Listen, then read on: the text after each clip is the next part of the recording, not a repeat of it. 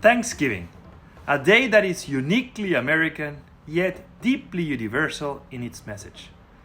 Thanksgiving is a day dedicated to giving thanks for the blessings in our lives, particularly the food that sustains us. It is a time when families and communities gather together to share a meal, and the most popular item is turkey, to the point that many people call it Turkey Day.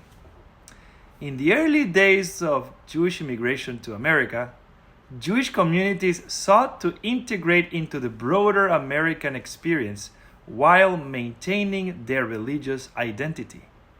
When the turkey was first introduced to Jewish communities, there was uncertainty about its kosher status because it was not specifically mentioned in the Torah, in the list of permitted birds in the book of Leviticus.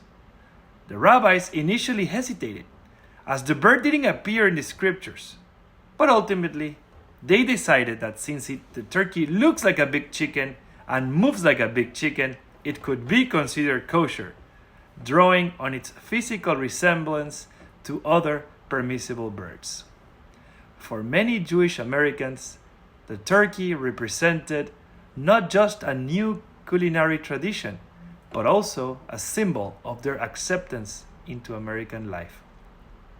In Hebrew, the turkey is called Tarnegol Hodu, which literally translates to Indian rooster. The name is derived from Hodu, the Hebrew word for India, as the turkey was once mistakenly thought to have come from that region of the world. However, the term Hodu also carries a deeper, more profound meaning. In the book of Psalms, we are commanded to give thanks to the Lord, for He is good. Hodu la Adonai ki tov, Psalm 107. Hodu here is directly related to thanksgiving, a command to offer thanks to God for His goodness and bounty. This was a bird that could be both kosher and meaningful. While we may focus on the turkey and the pumpkin pie, the true essence of Thanksgiving lies not in the abundance of the meal, but in the awareness of what sustains us. In our Torah, we have this week the Torah story of Esau coming back from a day of hunting, exhausted and hungry. He asks his brother Jacob for the red stew he was preparing, and Jacob offers the food to Esau in exchange for his birthright. Esau, eager to satisfy his hunger, dismisses the significance of his birthright and agrees to sell it for a simple meal. The text tells us that Esau eats, drinks, and then rises and goes on his way. Genesis 25:34. Notice what is strikingly absent from this narrative. There is no mention of gratitude. Esau eats, but does not offer a blessing. There is no acknowledgement of the source of the food, no moment of reflection on the miracle of sustenance, no recognition of the Creator who provides all that we need. Esau's reaction is purely physical. His immediately satisfaction needs no moment for pause. There's no spiritual significance in the food he just ate. Contrast this with the practice of Birkat Hamazon, the blessing after meals, which we are commanded to recite in the Torah. This blessing is a moment of acknowledgement, of recognition of God's providence, of gratitude for the abundance of the earth, for the food we eat, and for the life we live. It is a moment to pause and express our thanks for everything we so often take for granted. The Birkat Hamazon is rooted in the Torah in Deuteronomy chapter 8, verse 10, where we are commanded, "When you have eaten and are satisfied, bless the Lord your God for the good land that He has given you." And it says, "Ve'achalta, ve'savachta, uverachta." It is a mitzvah not just to eat, but to eat with awareness, with gratitude, and with an acknowledgement of the ultimate source of our sustenance, God. But why is it that we are commanded to bless after the meal and not before? The Talmud teaches that the blessing after the meal, the Birkat Hamazon, is an expression of gratitude after we have experienced the fullness of what we have been given.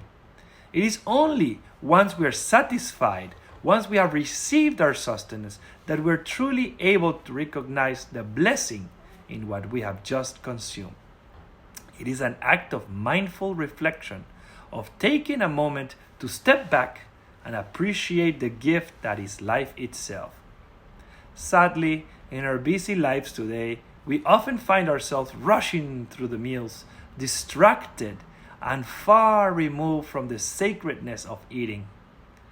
The fast pace of modern life can cause us to lose sight of the blessings we enjoy every day, particularly the food on our tables.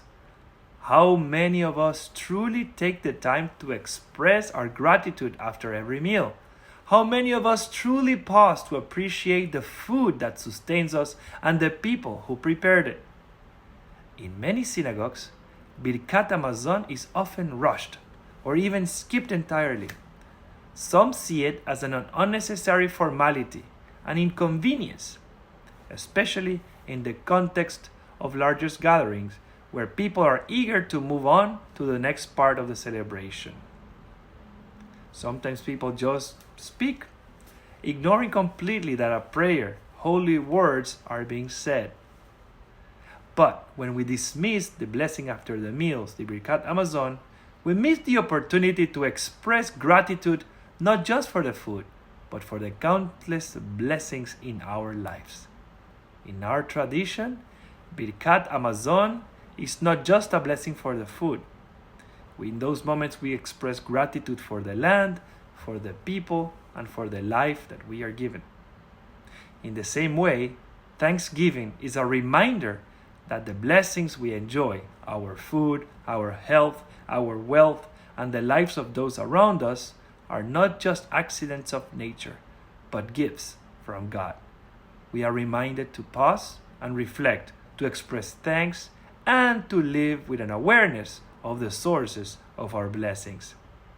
Thanksgiving and Birkat Hamazon are both at the core the same, an invitation to step back from the busyness of the life and acknowledge the abundance that surrounds us.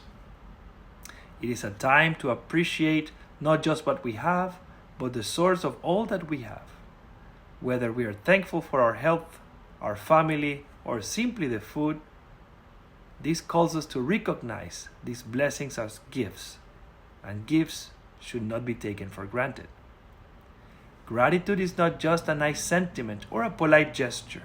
It is a cornerstone of Jewish spirituality.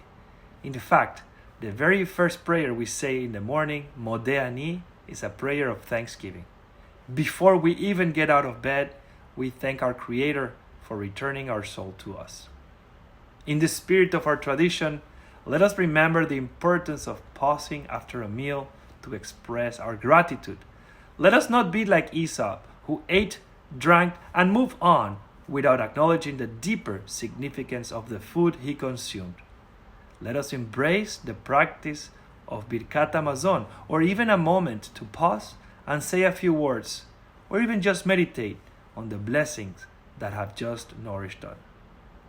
Gratitude is not just an afterthought or something to be practiced on special occasions.